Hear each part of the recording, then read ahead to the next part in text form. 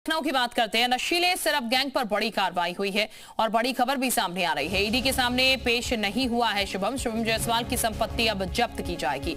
Syndicate का mastermind है Shubham. ED ने 8 दिसंबर को किया था तलब। संपत्ति जब्त करने की तैयारी में फिलहाल ईडी जुटी हुई है। लखनऊ, वाराणसी, सोनभद्र में संपत्ति चिन्हित कर ली गई है। शुभम के बैंक खाते भी चिन्हित किए गए हैं। पत्नी, 3 सहयोगियों के नाम संपत्ति में मिले।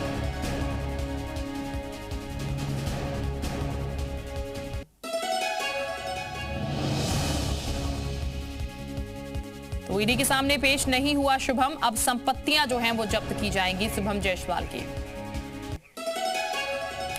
तो सिर्फ सिंडिकेट से एक और जुड़ी बड़ी खबर आपको बता दें। शुभम ने निकाल लिए थे 50 करोड़ रुपए। नामजद होने से 15 दिन पहले निकाली रकम अपने परिवार के खाते से निकाली 50 करोड़। सोनभद्र में पकड़े गए थे सिरप से भरे कंटेनर मिला था करीब 3 करोड़ का सिरप बरामदगी के बाद शुभम अलर्ट हुआ। गाजियाबाद पुलिस ने 4 नवंबर को नामजद किया। शुभम अगले दिन परिवार के साथ दुबई भागा। पार्टनर गौरव जायसवाल, वरुण भी दुबई भागे। 14 खातों में जमा पैसे ठिकाने लगाने शुरू किए। शुभम ने ज्यादातर बैंक खाते कॉर्पोरेट थे। खातों में बड़े पैमाने पर लेन देन हुआ।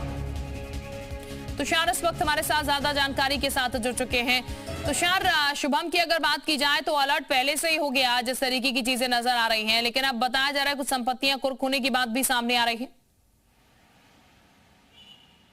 बिल्कुल शिल्पा, आपको बताऊं तो शुभम इतना शातिर था कि उसने एफआईआर होने के 15 दिन पहले ही अपने और अपने परिवार के बैंक खातों से 50 करोड़ रुपए ठिकाने लगा दिए थे। आपको बता दें तो सोनभद्र में जब ये कप सिरप के 2 कंटेनर पकड़े गए जिसकी कीमत लगभग 3 करोड़ रुपए थी, उसी समय उसको अंदाजा हो गया था कि उसके ऊपर एक कड़ी कार्रवाई की जा सकती है।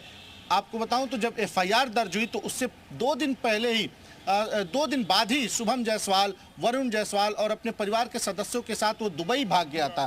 तो ऐसे में शुभम जायसवाल कितना शातिर था, उसका आपराधिक माइंड किस तरह से काम कर रहा था, उसका ये अंदाजा लगाया जा सकता है। हालांकि ईडी ने शुभम जायसवाल को लखनऊ दफ्तर पेश होने का आदेश दिया था, लेकिन शुभम जायसवाल नहीं आया। ऐसे में ईडी अब उसकी संपत्तियों को कुर्क करने की कार्रवाई तेज कर दी है। आपको बताएं तो लखनऊ, सोनभद्र और वाराणसी में जो उसकी संपत्तियां हैं उसके दस्तावेज खंगाले जा रहे हैं, उसकी पूरी डिटेल निकाली जा रही है और उन संपत्तियों को जल्द ही ईडी अपने कब्जे में ले लेगी, उन संपत्तियों को अपने पास अटैच कर लेगी। हालांकि शुभम जायसवाल जो है वो अपने परिवार के सदस्यों के साथ फरार है। उसका पिता जो था वो भी फरार होने की कोशिश में था, लेकिन कोलकाता एयरपोर्ट से एसटीएफ ने उसको गिरफ्तार कर लिया। यानी कि अब एक्शन जो है वो एक बार फिर देखने को मिलेगा यहाँ पर। तो शारा बने रहिए हमारे साथ, वापस आपके पास मैं लौटूंगी, कुछ और जानकारी भी आपसे लेंगे। लेकिन ये बता दें आपको, सिरप गैंग पर नई एसआईटी का गठन भी हो चुका है। पूरे प्रदेश में नेटवर्क का पर्दाफाश किया जाएगा।